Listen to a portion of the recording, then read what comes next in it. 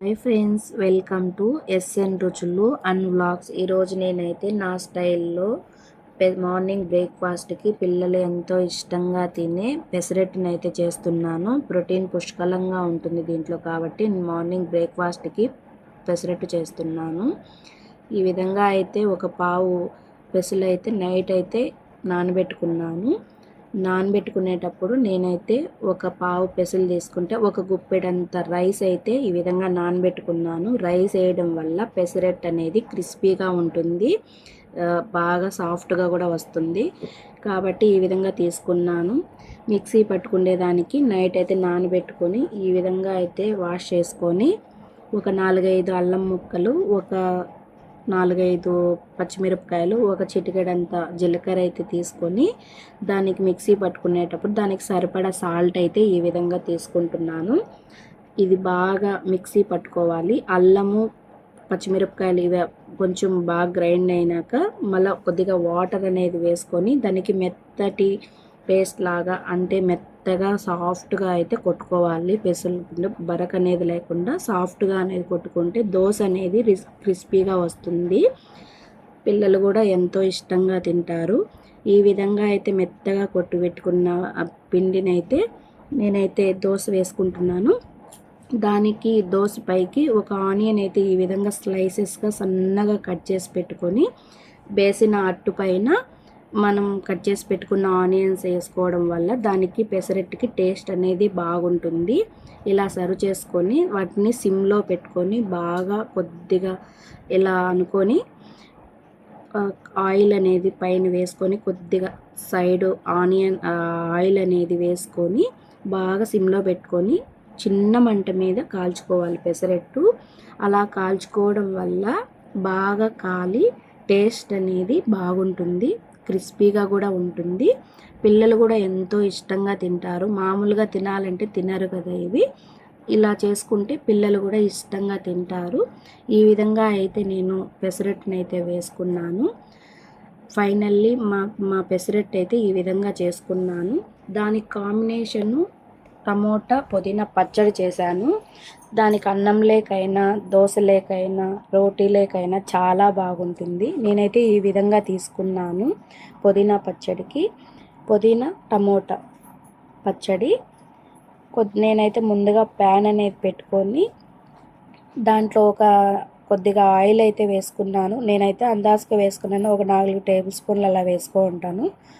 ఇలా తీసుకొని oil heat ఎక్కిన తర్వాత మనం తీసుకున్న తెల్లగడ్డలు, కొద్దిగా మినప్పప్పు, కొద్దిగా శనగపప్పు, కొన్ని ఆవాలు, జీలకర్ర.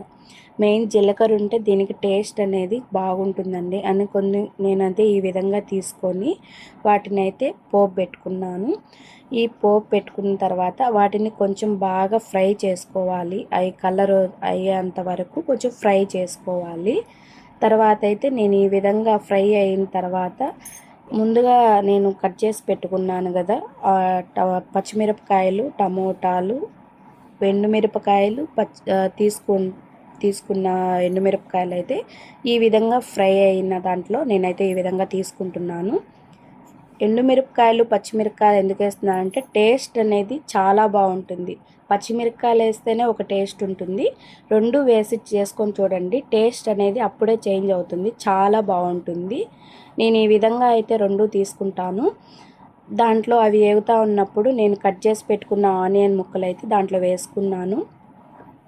వేసుకొని దాన్ని సాల్ట్ అనేది కొంచెం వేసుకొని వాటిని బాగా ఫ్రై చేసుకోవాలి. అది వేగుతూ ఉన్నప్పుడు కొంచెం పసుపు, ఒక చిటికెడంతా, 1 టేబుల్ స్పూన్ పసుపు అయితే ఈ విధంగా తీసుకున్నాను.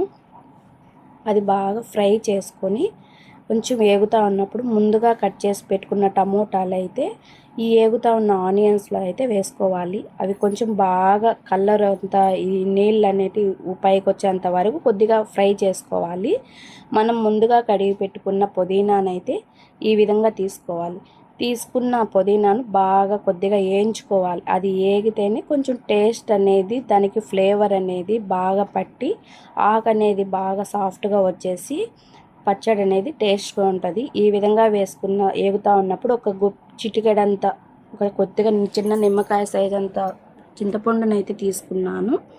ఈ విధంగా తీసుకొని చల్లారబెట్టుకొని నేనైతే మిక్సీ పట్టుకున్నాను. మిక్సీ పట్టుకుని అంత మెత్తగా పట్టుకోకూడదండి, మామూలుగా కొద్దిగా బరకగా పట్టుకుంటేనే పచ్చడి అనేది టేస్ట్గా బాగుంటుంది. దాంట్లోకి అన్నం లేకైనా, రోటీ లేకైనా, ఈ పెసరట్లేకైనా చాలా అంటే చాలా బాగుంటుంది. ఈ విధంగా అయితే నేను మిక్సీ పట్టుకున్నాను. తర్వాత అయితే నేను పోపు పెట్టుకుంటున్నాను. ఒక ప్యాన్ అనేది పెట్టుకొని దానికి ఒక సరిపడా కొద్దిగా ఆయిల్ అయితే ఈ విధంగా తీసుకొని, ఆయిల్ తీసుకున్న తర్వాత దాంట్లో ఒక తెల్లగడ్డ, కొద్దిగా ఆవాలు, కొంచెం జీలకర్ర, కొన్ని శనగబేడలు, ఒట్టిమిరపకాయ, కరివేపాకు ఈ విధంగా తీసుకొని అవి బాగా ఫ్రై చేసుకున్నాను. అవి బాగా ఫ్రై చేసుకున్న తర్వాత కలర్ చేంజ్ అయ్యేటప్పుడు కొంచెము ఇంగువ అనేది వేసుకోవాలి. దానికి ఇంగువ వేయడం వల్ల ఫ్లేవర్ అనేది చాలా బాగుంటుంది, టేస్ట్ కూడా చాలా అంటే చాలా బాగుంటుంది. ఈ విధంగా కొట్టి పెట్టుకున్న పచ్చళ్ళు అయితే నేను పోపు పెట్టుకున్న తర్వాత అంతా దాంట్లో వేసేసుకొని ఈ విధంగా అయితే చేస్తున్నాను. ఈ విధంగా చేసుకొని తినండి, చాలా అంటే చాలా బాగుంటుంది చట్నీ అనేది. అన్నం లేకైనా, చపాతీ లేకైనా, పెసరట్లేకైనా మామూలుగా చాలా అంటే చాలా బాగుంటుంది. టమోటా పుదీనా పచ్చడి పిల్లలు కూడా మామూలుగా పుదీనా తినాలంటే తినరు కదా, ఈ విధంగా చేసి చూడండి, ఇష్టంగా తింటారు. చాలా బాగుంటుంది. ఈ విధంగా అయితే మేము చేసుకున్నాం. పెసరట్టుకి కాంబినేషను ఈ పుదీనా టమోటా పచ్చడి అయితే ఈ విధంగా చేసుకుని మేమైతే తింటున్నామండి.